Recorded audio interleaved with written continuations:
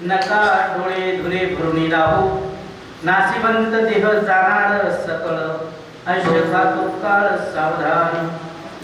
शेवटच्या चरणामध्ये महाराज म्हटले इह लोकाच्या व्यवहारामध्ये माणसानं बेसावध राहू नये, कारण इह लोकाचे व्यवहारच असे आहे. बँका कोणाच्या माफ होतात? भरणाराच्या का न भरणाराच्या? साधा व्यवहार.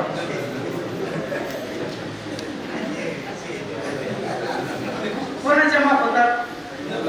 न भरणारा. बरं, जे भरत नाही ते गरीब आहेत का?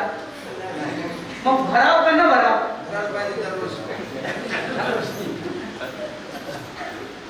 व्यवहारच असा आहे, जे भरतात ना त्यांच्या माफ नाही होत, जे भरत नाही त्यांच्या माफात. झाला तुझा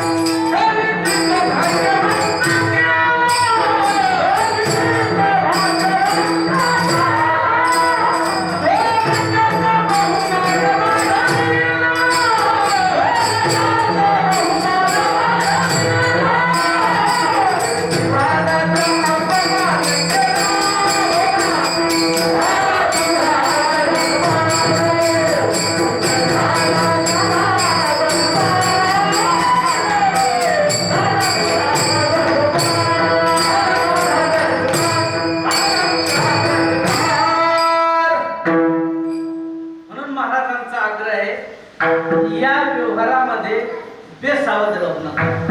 तुका म्हणे इह लोकीच्या व्यवहारे, या इह लोकीचा व्यवहारच असा आहे, नका डोळे धुरे भरून राहू. जसं धुरानं डोळे भरल्यानंतर माणसाला काय करावं सुचत नाही, ती स्थिती आज झालेली आहे. संत म्हटले बेसावध राहू नका, क्षणोक्षणाला विचार करा. कोणता मनांतर परमेश्वराचं नामस्मरण करणे हाच विचार क्षणोक्षणाला करा. लवकर करा. का करा?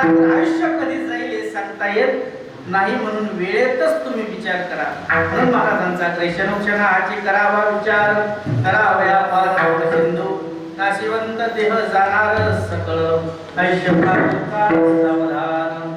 अपुलिया बळी नाही मी बोलत, सखा कृपावंत वाचाल्याचे साळुंकी मंजुळ बोलत से वाणी. जशी कविता धनी वेगळाची करविली तैसी केली कटकट आकडे का निज देवजानी काळी म्या पापणे बोलावे उत्तरे माझ विश्वंभरे वदविले प्रभो तुम्ही मी शास्त्रीय मूर्ती मी दुराची तसे भक्ती हे बोल जरी गंगावरती स्वीकाराल की माझ्यासमोर तुम्ही बसलेले प्रत्यक्ष शंकराच्या मूर्त्या आणि माझ्या बाबतीत जर विचार केला तर मी दिवसा सरकारी आणि रात्री वारकरी अशी माझी स्थिती आहे. बोलण्याच्या ओघामध्ये नकळत कोणाच्या भावनावर आघात झाले असते क्षमा मागतो आणि परमेश्वर चरणी गुरुवर्य भक्तपराय माझे गुरुवर्य काशीनाथ बाबा यांना परमेश्वराच्या चरणी जागा मिळालीच आहे तर काही नो डाऊट संशयच नाही. कारण सगळं आयुष्य परमार्थामध्ये गेलं आणि ज्यांचं सगळं आयुष्य परमार्थामध्ये गेलं तर त्यांना अशाची तर यमधर्म वाट पाहिजे त्यांची सर्व काळ असं त्यांनी जीवन जगलं. हे लोकांची यात्रा झालेली शिवा परमेश्वराच्या गुरुवर्याच्या चरणी अर्पण करतो. मी शिवेला पूर्ण विराम देतो. ज्ञानेश्वर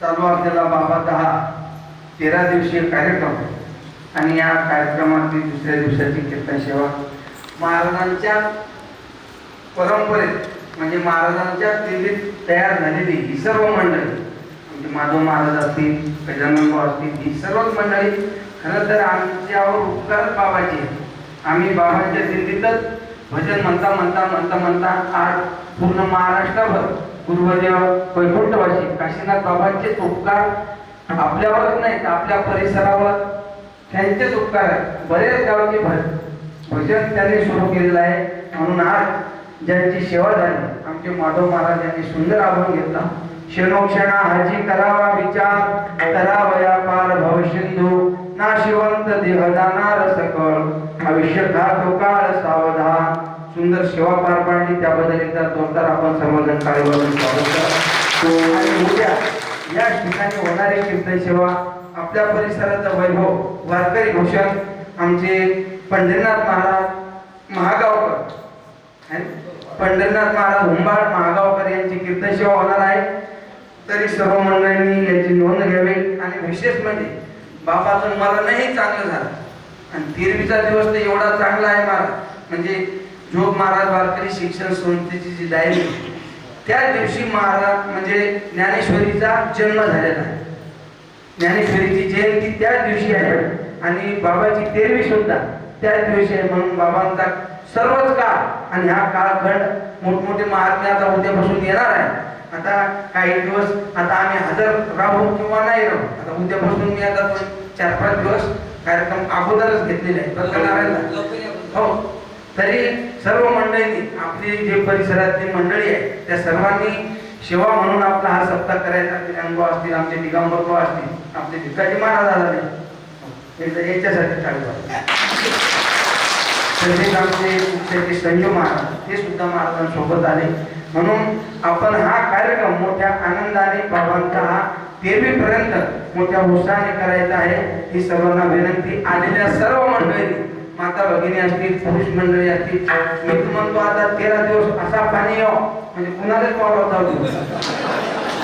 त्या निमित्तानं बाबाच्या निमित्तानं नामस्मरण बाबांना जागा मिळालेलीच आहे परंतु त्या निमित्ताने आणखी नामस्मरण होईल.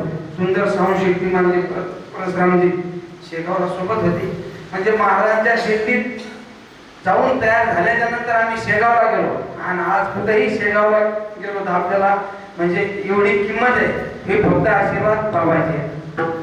मोठमोठ्या ठिकाणी म्हणजे पंढरपूर सारख्या क्षेत्राच्या ठिकाणी आपल्याला बाबांच्या आशीर्वादानं